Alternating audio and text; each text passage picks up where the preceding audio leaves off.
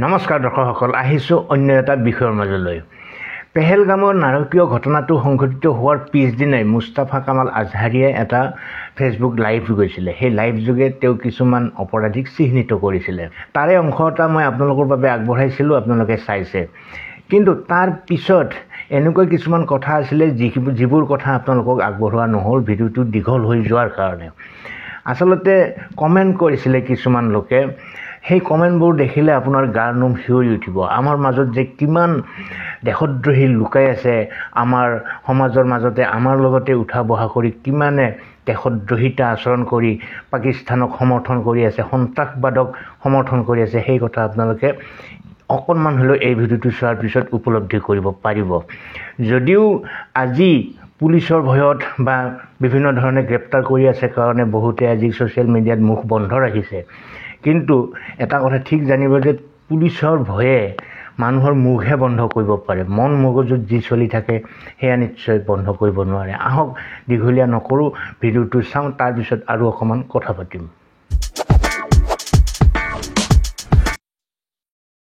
এটা ভাল কমেণ্ট, এইটো নাজানো কোনে লিখিছে, আপোনালোকে কমেণ্টটো মই স্ক্ৰীনশ্বট মাৰিছোঁ লগে লগে। ইয়াতে লিখিছে চাওক, তাহিয়া পাকিস্তান জিন্দাবাদ, তাহিয়া পাকিস্তান জিন্দাবাদ, وستصبح الهند دولة إسلامية في هذا اليوم من عام 2090। কি লিখিছে জানেনে? লিখিছে পাকিস্তান জিন্দাবাদ আৰু ভাৰত এদিন এখন ইছলামী মুছলিম কাণ্ট্ৰি হৈ যাব এদিনাখন। আৰু সেই দিনটো কেতিয়া আহিব? 2090। এইটো নুৰতাজ মৌলানা, নুৰতাজ মৌলানা। দেখিছে কমেণ্ট চালে আপোনালোকে? চালে কমেণ্ট?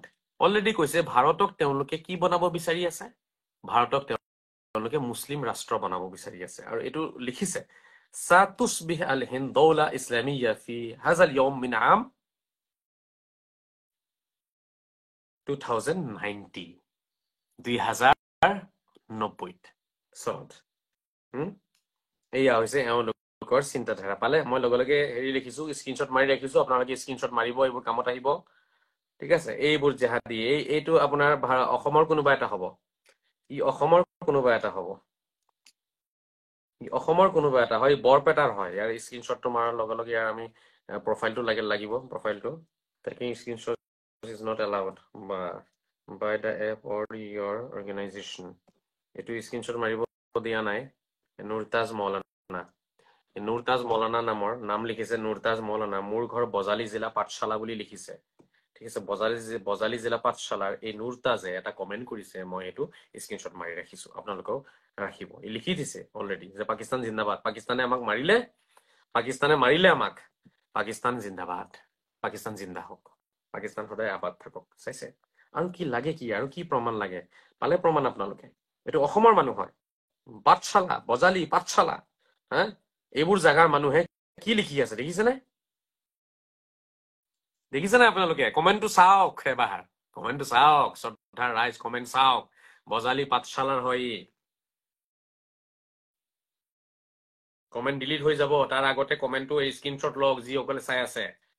এটা আৰবিত লিখা আছে এটা কমেণ্ট, নুৰতাজ চাওক। এই ডিলিট কৰিলেই নেকি ঠিক নাই কিয়া। মইতো স্ক্ৰীনশ্বট লৈ ললো কমেণ্টৰ। এতিয়া কমেণ্টটো আছে 8 মিনিট আগত লিখিছে নুৰতাজ মৌলানা। কমেণ্টটো পটাপট স্ক্ৰীনশ্বট লওক আপোনালোকে।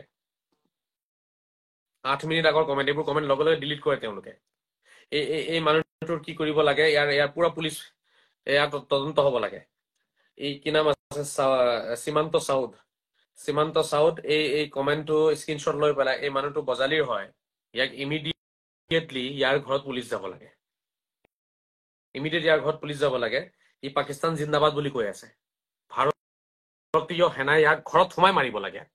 এনেকুৱা মানুহক কঠোৰ ব্যৱস্থা গ্ৰহণ কৰিব লাগে, এনেকুৱা মানুহৰ বিপক্ষে।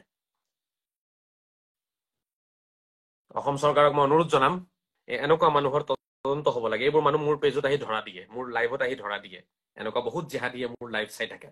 গতিকে এই কমেণ্টটো আপোনালোকে যিমান পৰা যায় অসম চৰকাৰক বা পুলিচ ডিজিপিলে, ডিজিপি মহোদয়লে এইটো প্ৰেৰণ কৰিব লাগে। ইয়াৰ অৰ্থটো মই আপোনালোকক কৈ দিলো, সেইটো হৈছে পাকিস্তান জিন্দাবাদ, পাকিস্তান সদায় জিন্দা হৈ থাকক, আৰু এদিন এখন ভাৰত কি হ'ব? ইছলামী ৰাষ্ট্ৰ হৈ যাব।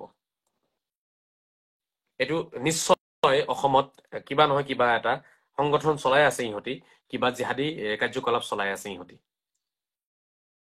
আৰু ইমদাদুল ইছলাম ইয়াকো ধৰিব লাগে, ই লখিমপুৰৰ হয়, ইয়াৰ পেজটো ইয়াকো ধৰিব লাগে। ইহঁতি লখিমপুৰতো কিবা নহয় কিবা এটা চাগে ক'ৰবাত কিবা নহয় কিবা জিহাদী কাৰ্যকলাপ চলাই আছে যেন মোৰ অনুভৱ হৈ আছে। ইমদাদুলকো চাব লাগিব। মই ইণ্টেলিজেন্সৰ লগত মই কালি আলোচনা কৰিম ইমদাদুলৰ কমেণ্টটোৰ ওপৰত। মই লখিমপুৰ ইণ্টেলিজেন্স ব্ৰাঞ্চৰ লগত মই আলোচনাখিনি কালি কৰিম। মই ইয়াৰ কমেণ্টটো স্ক্ৰীনশ্বট মাৰি লৈছো, আপোনালোকে মাৰক।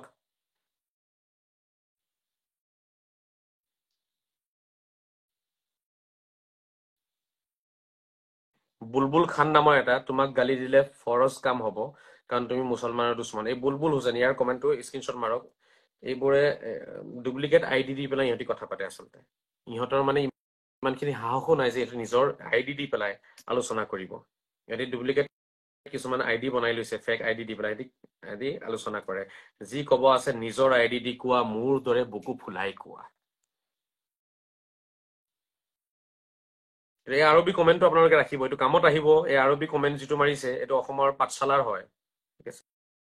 পাঠশালাৰ কোনোবা মানুহে ইয়াতে আহি পেলাই উগ্ৰবাদ বিয়পাই আছে লাইভৰ ভিতৰত। তেওঁলোকৰ ইমান সাহস তেওঁলোকৰ লাইভ আলোচনা হৈ আছে, তাতে আহি পেলাই তেওঁলোকে উগ্ৰবাদ বিয়পাই আছে। কিমান সাহস হৈছে তেওঁলোকৰ, ভাবি চাওক, ভাবক এবাৰ। এতিয়াও যদি আমি নাভাবো আমি শেষ হৈ যাম। সকলোৰে ওচৰত অনুৰোধ জনাইছো, অসমত সন্ত্ৰাসবাদ একেবাৰে ফিনিছ হৈ যাব। অলপ মোক আপোনালোকে ছাপোৰ্ট কৰক, আৰু আমাৰ ইছলাম ধৰ্মৰ সৌন্দৰ্য বাঢ়িব। তেতিয়া ইছলামৰ যিটো সৌন্দৰ্য লুকাই গৈছিলে সেইটো ওলাই আহি যাব। অলপ আপোনালোকে কথা পাতিব লাগিব। লগে লগে চৰকাৰে এনকাউণ্টাৰ কৰিব লাগে, চৰকাৰক তাৰ তথ্য দিব লাগে। আজহাৰী চাহাব হয়, মইতো পঠিয়াম, কিন্তু এইটো পাঠশালা এৰিয়াৰ হয়।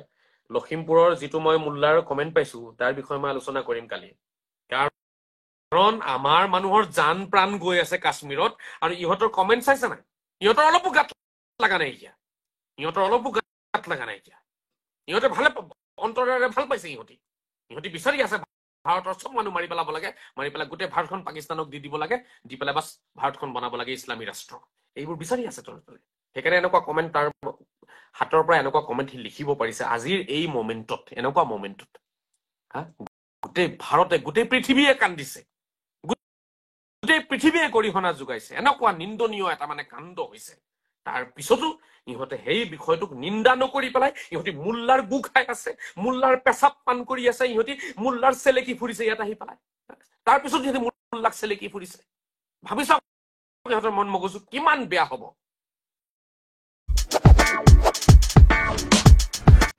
দৰ্শকসকল, ফহিয়াই কোৱাৰ নিশ্চয় কোনো প্ৰয়োজন নাথাকে। এনেকুৱা ধৰণৰ কথা দেখাৰ পিছত, শুনাৰ পিছত দেশৰ মানুহৰ কেনেধৰণৰ মানসিক অৱস্থা হয় সেয়া নিশ্চয় বুজাই কোৱাৰ আৰু প্ৰয়োজন নাথাকে। মই আকৌ কৈছোঁ, যদিহে পুলিচে ব্যৱস্থাবোৰ নল'লেহেঁতেন বা গ্ৰেপ্তাৰ এৰেষ্ট কৰা নহ'লহেঁতেন, ছ'চিয়েল মিডিয়া পাকিস্তান সমৰ্থিত মানুহেৰে, আতংকবাদীক সমৰ্থিত মানুহেৰে ভৰি পৰিলেহেঁতেন। কিন্তু আজি এৰেষ্ট কৰি থকাৰ কাৰণে হয়তো বহুতে মুখ বন্ধ কৰি ৰাখিছে। কিন্তু মই আকৌ কৈছোঁ, পুলিচৰ ভয়ত, গুলীৰ ভয়ত মুখ বন্ধ কৰিলেও মন মগজুত চলি থকা সেই চিন্তা চৰ্চাবোৰ জানো কেতিয়াবা বন্ধ কৰিব পাৰিব চৰকাৰে, বা আমি পাৰিম নেকি? গতিকে এয়া এক বৰ দুৰ্ভাগ্যজনক ঘটনা, দুৰ্ভাগ্যজনক চিন্তা। এনে চিন্তা যিসকলে কৰি আছে, সন্ত্ৰাসবাদক যিসকলে সমৰ্থন কৰিছে, তেওঁলোকক আমিও কৰজোৰে আহ্বান জনাওঁ, তেনেকুৱা চিন্তাৰ পৰা তেওঁলোক আঁতৰি আহক। কোনো ঈশ্বৰে তেনেধৰণৰ কথা ভাল নাপায়। তেনেধৰণৰ কথা ভাল পোৱা মানুহক কেতিয়াও ঈশ্বৰে অনুগ্ৰহ প্ৰদৰ্শন নকৰে। যি নহওক, আপোনালোকে কমেণ্ট কৰি জনাব আপোনালোকৰ মনৰ কথা। আজিলৈ এৰিছোঁ। ভালে থাকক, কুশলে থাকক। ধন্যবাদ।